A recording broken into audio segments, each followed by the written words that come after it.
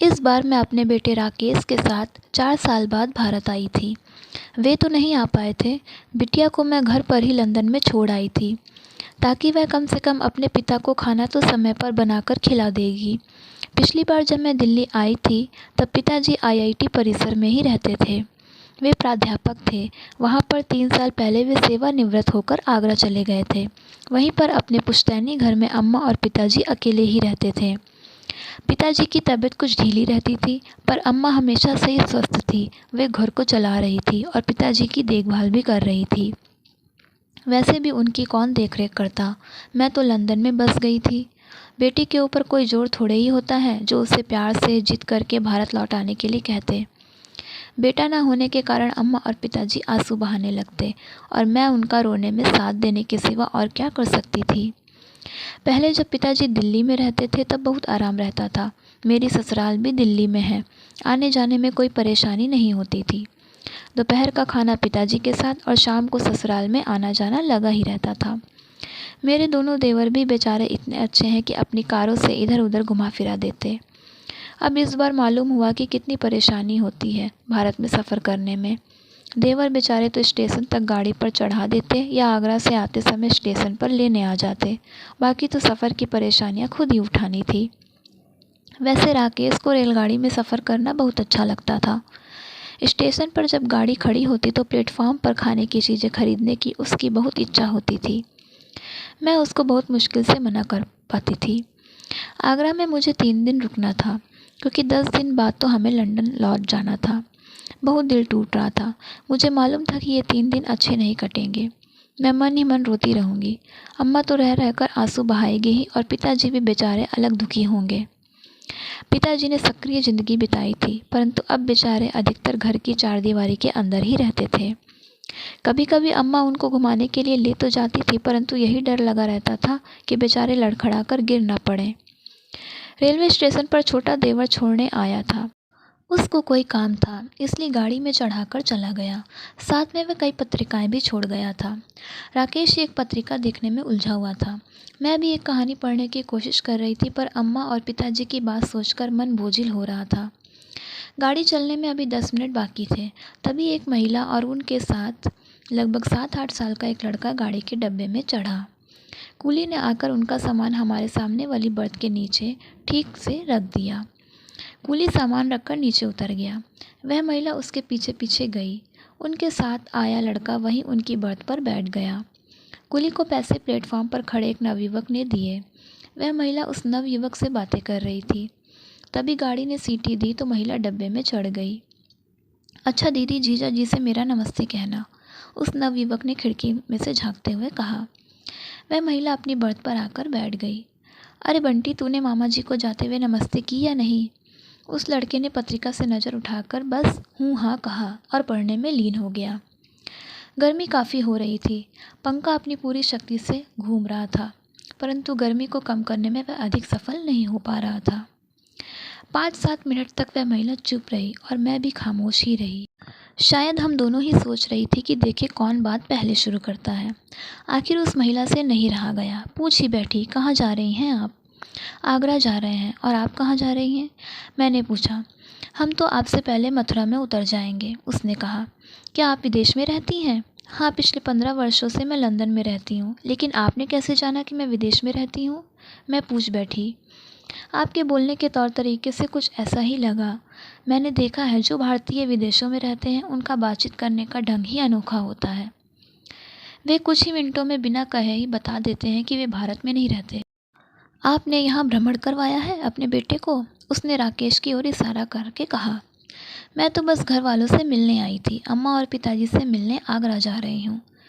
पहले जब वे हौज खास में रहते थे तो कम से कम मेरा भारत भ्रमण का आधा समय रेलगाड़ी में तो नहीं बीतता था। मेरे लहजे में शिकायत थी। आपके पिताजी हौज खास में कहाँ रहते थे? उसने उत्सुकता से पूछा। पिताजी हौज खास में आईआईटी में 20 साल से अधिक रहे हैं, मैंने कहा। अब सेवानिवृत्त होकर आगरा में रह रहे हैं। आपके पिताजी आईआईटी में थे? क्या नाम है उनका? मेरे पिताजी भी वहीं प्रोफेसर हैं। उनका नाम हरीश कुमार है, मैंने कहा। मेरे पिताजी का नाम सुनकर वह महिला सन्न सी रह गई। उसका चेहरा फक पड़ गया। वह अपनी बर्थ से उठकर हमारी बर्थ पर आ गई। जी आप मुझे नहीं जानती, मैं माधुरी हूँ, उसने धीमे से कहा। उसकी वाणी भावावेश से काँप रही थी। माधुरी? मैंने मस्तिष्क पर जोर डालने की कोशिश की तो अचानक यह नाम बिजली की तरह मेरी स्मृति में कौंध गया। कमल की शादी मेरे से ही तय हुई थी, कहते हुए माधुरी की आंखें छलछला उठी। कमल नाम सुनकर एक बारगी में काँप सी गई। 12 साल पहले का हर पल मेरे समक्ष ऐसे साकार हो उठा जैसे कल की ही बात हो। पिताजी ने कमल की मृत्यु का ताड़ दिया था। उनका लाडला, मेरा अकेला चहेता छोटा भाई एक ट्रेन दुर्घटना का शिकार हो गया था। अम्मा और पिताजी के बुढ़ापे की लाठी उनके बुढ़ापे से पहले ही टूट गई थी। कमल ने IIT से इंजीनियरिंग की थी। पिताजी और माधुरी के पिता दोनों ही अच्छे मित्र थे। कमल और माधुरी की सगाई भी कर दी गई थी। वे दोनों एक दूसरे को चाहते भी थे, बस हमारे कारण शादी में देरी हो रही थी। गर्मी की छुट्टियों में हमारा भारत आने का पक्का कार्यक्रम था, पर इससे पहले कि हम शादी के लिए आ पाते, कमल ही सब कुछ छोड़कर चला गया। हम तो शहनाई के माहौल में आने वाले थे और आए तब जब मातम मनाया जा रहा था। मैंने माधुरी के कंधे पर हाथ रखकर उसकी पीठ सहलाई। राकेश मेरी ओर देख रहा था कि मैं क्या कर रही हूँ। मैंने राकेश से कहा, तुम भोजन कक्ष में जाकर कुछ खा पी लो और बंटी को भी ले जाओ। अपने पर्स में से 20 रुपये का नोट निकालकर मैंने राकेश को दे दिया। वह खुशी खुशी बंटी को लेकर चला गया। उनके जाते ही मेरी आंखें भी छलछला उठी। अब पुरानी बातों को सोचने से दुखी होने का क्या फ़ायदा माधुरी? हमारा और उसका इतना ही साथ था। मैंने सांत्वना देने की कोशिश की। यह शुक्र करो कि वह तुमको मझधार में छोड़कर नहीं गया, तुम्हारा जीवन बर्बाद होने से बच गया। दीदी, मैं सारा जीवन उनकी याद में अम्मा और पिताजी की सेवा करके काट देती। माधुरी कमल की मृत्यु के बाद बहुत मुश्किल से शादी कराने को राजी हुई थी। यहाँ तक कि अम्मा और पिताजी ने भी उसको काफ़ी समझाया था। कमल की मृत्यु के 3 वर्ष बाद माधुरी की शादी हुई थी। तुम्हारे पति आजकल मथुरा में हैं? मैंने पूछा। हाँ, वे वहाँ तेल शोधक कारखाने में नौकरी करते हैं। तुम खुश हो ना माधुरी? मैं पूछ ही बैठी। हाँ, बहुत खुश हूँ। वे मेरा बहुत ख्याल रखते हैं, बड़े अच्छे स्वभाव के हैं। मैं तो खुद ही अपने दुखों का कारण हूँ। जब भी कभी कमल का ध्यान आ जाता है तो मेरा मन दुखी हो जाता है। वे बेचारे सोच सोच कर परेशान होते हैं कि उनसे तो कोई गलती नहीं हो गई। सच दीदी, कमल को मैं अब तक दिल से नहीं भुला सकी। माधुरी फूट फूट कर रोने लगी। मेरी आंखों से भी आंसू बहने लगे। कुछ देर बाद हम दोनों ने आंसू पोंछ डाले। मुझे पिताजी से मालूम हुआ था कि चाचा जी आगरा में हैं, इतने पास हैं, मिलने की इच्छा भी होती है, पर इनसे क्या कहकर उनको मिलवाऊंगी, यही सोचकर रह जाती हूँ। माधुरी बोली। अगर मिल सको तो वे दोनों बहुत प्रसन्न होंगे, पिताजी के दिल को काफ़ी चैन मिलेगा, मैंने कहा। पर अपने पति से झूठ बोलने की गलती मत करना, मैंने सुझाव दिया। अगर कमल की मृत्यु ना हुई होती तो दीदी आज आप मेरी ननद होती, माधुरी ने आहत मन से कहा। मैं उसकी इस बात पर क्या उत्तर देती। बच्चों को भोजन कक्ष में गए काफ़ी देर हो गई थी। मथुरा स्टेशन भी कुछ देर में आना ही वाला था। तुमको लेने आएंगे क्या स्टेशन पर?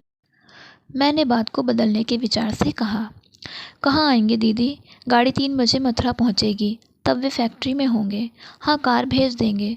घर पर भी शाम के 7 बजे से पहले नहीं आ पाते, इंजीनियरों के पास काम अधिक रहता है। तभी दोनों लड़के आ गए। माधुरी का बंटी बहुत ही बातें करने लगा। वह राकेश से लंदन के बारे में खूब पूछताछ कर रहा था। राकेश ने उसे लंदन से पिक्चर पोस्ट कार्ड भेजने का वादा किया। उसने अपना पता राकेश को दिया और राकेश का पता भी ले लिया। गाड़ी वृंदावन स्टेशन को तेज़ी से पार कर रही थी। कुछ देर में मथुरा जंक्शन के आउटर सिग्नल पर गाड़ी खड़ी हो गई।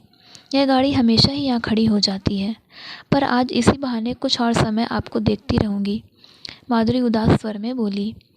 मैं कभी बंटी को देखती तो कभी माधुरी को।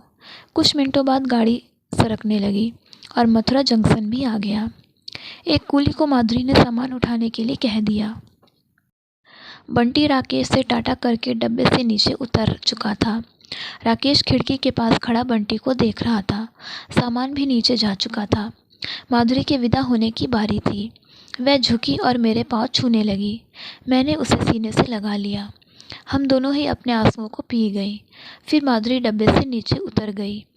अच्छा दीदी, चलती हूँ। ड्राइवर बाहर प्रतीक्षा कर रहा होगा।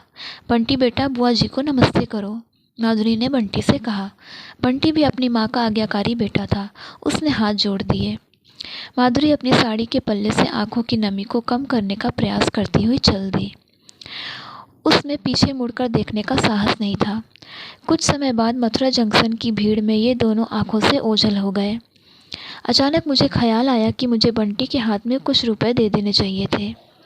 अगर वक्त ही साथ देता तो बंटी मेरा भतीजा होता। पर अब क्या किया जा सकता है। पता नहीं बंटी और माधुरी के इस जीवन में कभी मिलना होगा भी या नहीं।